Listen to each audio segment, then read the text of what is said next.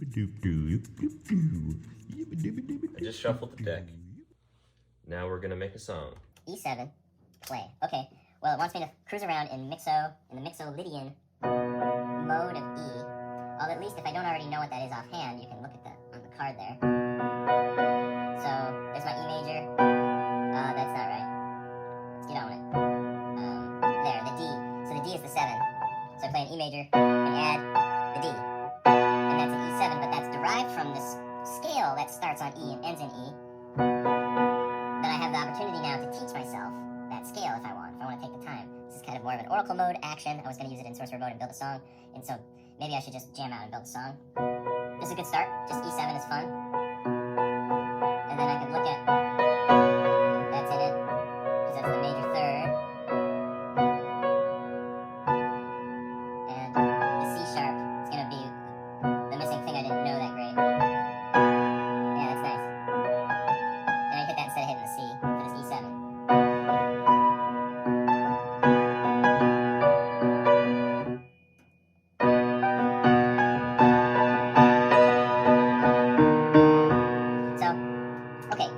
E7, you can have fun finding.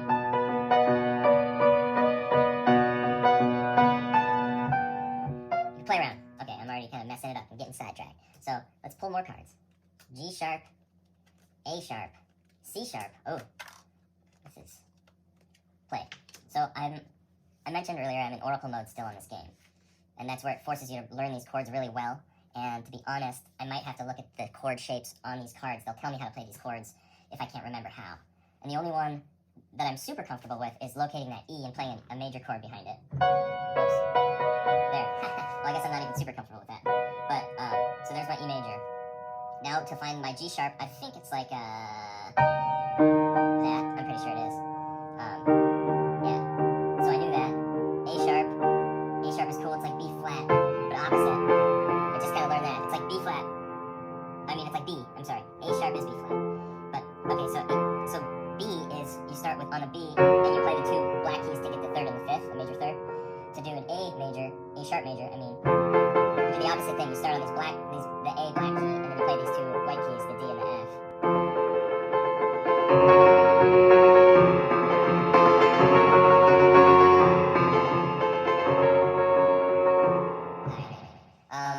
Sidetracked. G, and then the A is where I just did. Now I can't find it. C sharp is, no, yeah, okay, it's that. We got the F with the major 3rd on the C sharp. Got it. And then an E.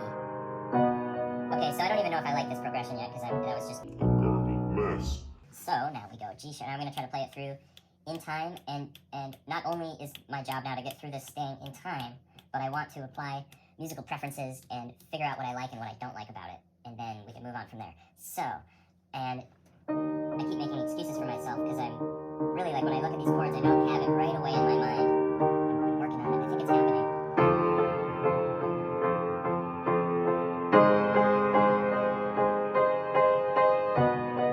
Alright, that's it. Now I'll do back to the G sharp, but I'm going to keep going up. Is that crazy? Yeah, it's crazy. I'm not going to keep going up. I'll just do it again, the same thing I did. Okay, G sharp. A sharp, C sharp, E major. Kind of a fun jump. It's kind of a jazzy jump. And then it goes to E7 if I want to bring that E7 from the original draw back into play and kind of lean heavy into the E to make maybe flavor this E. In fact, these don't have to be separate. I can work this first E into this that I pulled second. And, you know, you can rearrange things as you deem fit and change anything you want. But this is just to inspire something cool that might happen if you start interacting with this Infinite Songbook. So, E7.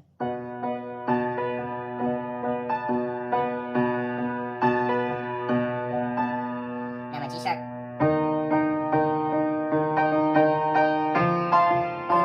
I don't like that, but let's keep listening.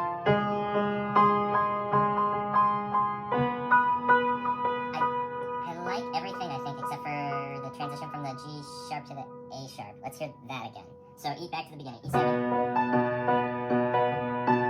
G sharp. That's cool. Now this A, going to this A. Let's change change something about that A. What if that was, or A sharp, sorry, it's a B flat, A sharp. So let's change something about it. Maybe we'll make it minor. Now to the C sharp. That might have fixed it. Let's keep going through it and just take a listen out of it. I'm going to drop down and hit this E instead. Keep it on up. That was a mistake. I think I want to build up to this E, and then I'll play an E7 thing down here, but after this little progression, I'm going to climb up to that E. I just figured out. And this, I'm going to make minor. So if I don't trust myself to remember when I'm glancing at these cards as I'm playing through this, that this is going to be a minor, there is an A sharp B flat minor card in here that you can locate. Yeah, A sharp B flat minor. Okay. So that was the change I made. You know, sometimes you might make changes beyond the scope of this game, and you might build bigger chords. You just need to start writing this down, and then you can, do whatever you want on your paper. So, but sometimes you want to make a change, and it's convenient that you can just replace a card with a variation card that is in this. There's 2 major cards, 1 minor card, and 1 7th card, all 12 keys in this deck. So if you need any one of those, like you need an extra one or something, you can look through the deck and find it and use it in the progression. Otherwise, you can just write it down. You lazy bum. Okay, so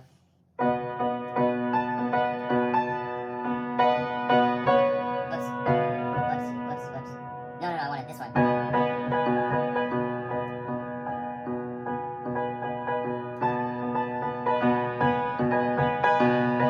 Okay, I'm gonna move on to the G sharp. Just wanted to burn this card into our mind again.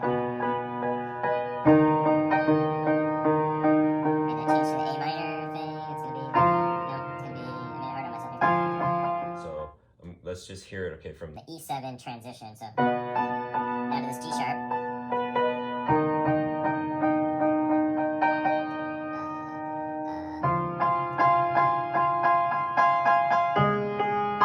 Yeah, it's good. I just can't. That's at the edge of my compute. And then up to the final E. That's dramatic.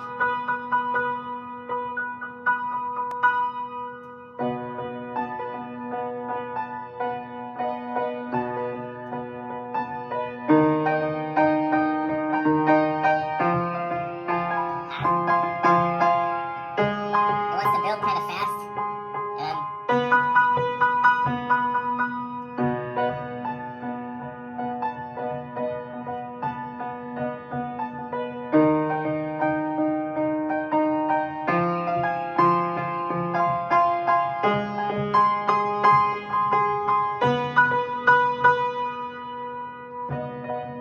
It almost needs to go, this E7 card I'm going to the wrong place after that build up. It just builds up to E, and I feel like there's a tension that doesn't break when you just, it's like you're trying to fake it, like transfer down an octave, but you're still playing in the same key. My little internal critic, my musical sensibilities here wanted me maybe to change to a B, or something more, or an A. They're both good choices. Whoops, that was a D. So yeah, maybe a B, which is the 5th to the E, and the A is the 4th, so they're both very happy with one another. So instead of playing this as an E7, I kind of want to do a B7. So in Sorcerer mode, you're allowed to do these things. Found it. So now we got this. Let's do it. Let's hear it. See if we made the right choice.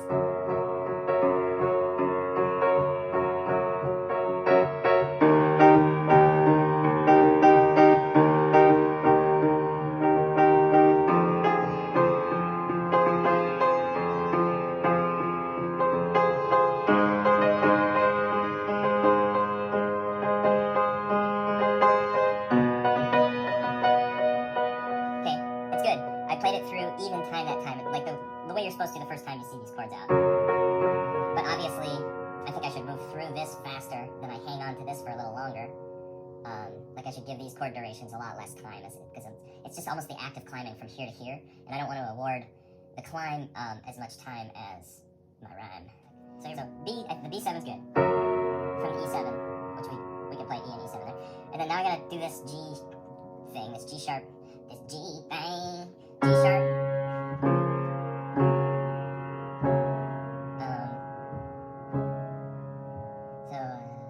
G, that's not a G, that's why that sounded crazy. Nice, okay, so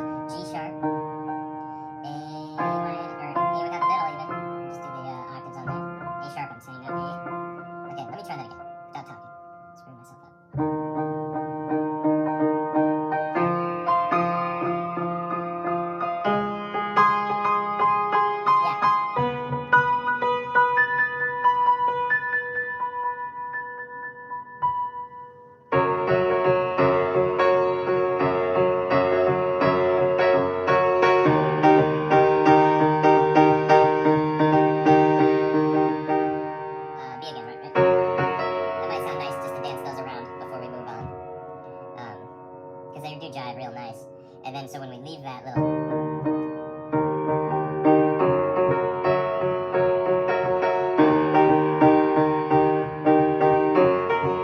Whoops. Now back to that G sharp. Now let's move on to this A sharp minor, but not play the middle, so it's just an A sharp something. Oh, that, I'm making it a 7 there. That's cool, I like that. Happy mistake. Because it's very similar to the C sharp, actually. There's a lot of commonalities in that. But yeah, I kind of don't like these climbing up, the way they climb up. There's something that I do that I should focus on. Maybe it's because I've made so many changes that this is like the point of friction in the song that I keep messing up when I get to it, so maybe I have bias against it. But there's something still that's messing me. I don't know. Maybe I'm projecting that onto these chords, and I just need to learn these damn chords. But so I got A. Oh, it's doing my A7 mistake. Okay, so let's hear that.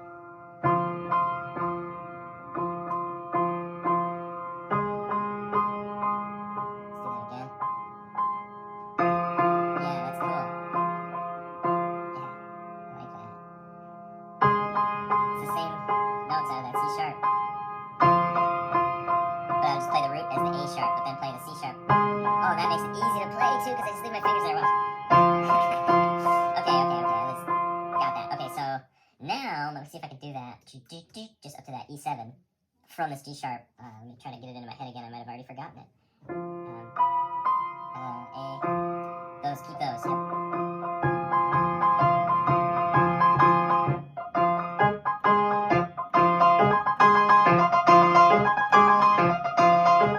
Okay, hopefully that burned it in there.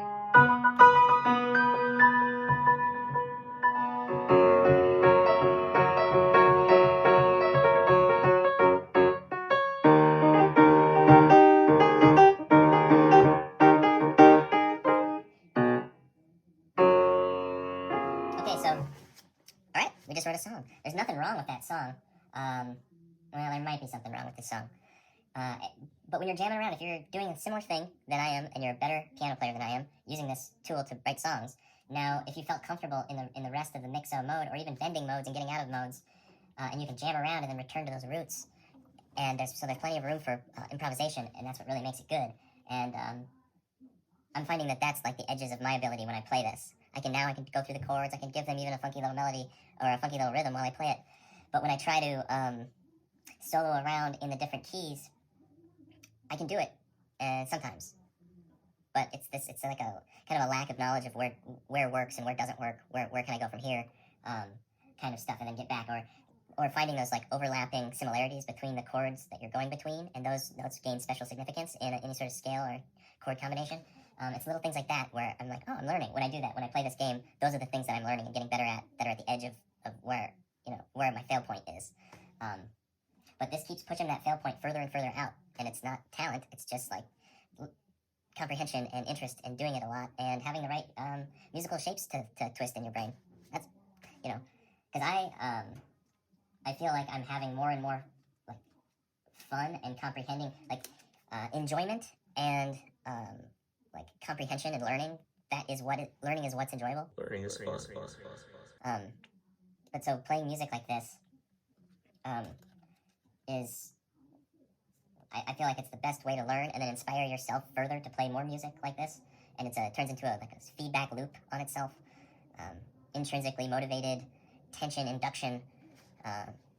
So now when I see a piano, I'm more motivated to play it again, opposed to the other type of motivation we experience most of our lives, which is tension reduction, where tension builds and then you do that action and then it relieves the tension and then it builds in time again. Hunger, for instance, or sleep, or much of our lives is that tension reduction, build, release. And then you get action is what releases that. So this kind of learning is like you're inducing tension every time you do it. Tension is like a good thing in this circumstance, where it's tension to behave in that way. So the more you draw pictures, the better you get at drawing pictures. The more you can explore shapes and places in your mind. The more you get interested in exploring those places, the more you draw, the better you get, and the more you want to do it then, instead of being forced to do it. I don't know why I picked the drawing metaphor, but because it works across art forms. And so instead of forcing yourself to like practice, like, oh, I really should practice with that Infinite Songbook again, it's not one of those things. It's one of those things where you're like, ooh, what's the Infinite Songbook going to provide today? you get excited to interact with it more than you get feel like it's like an obligation or a duty. It's a game. It's more of a game that creates, you know, Fun musical challenges.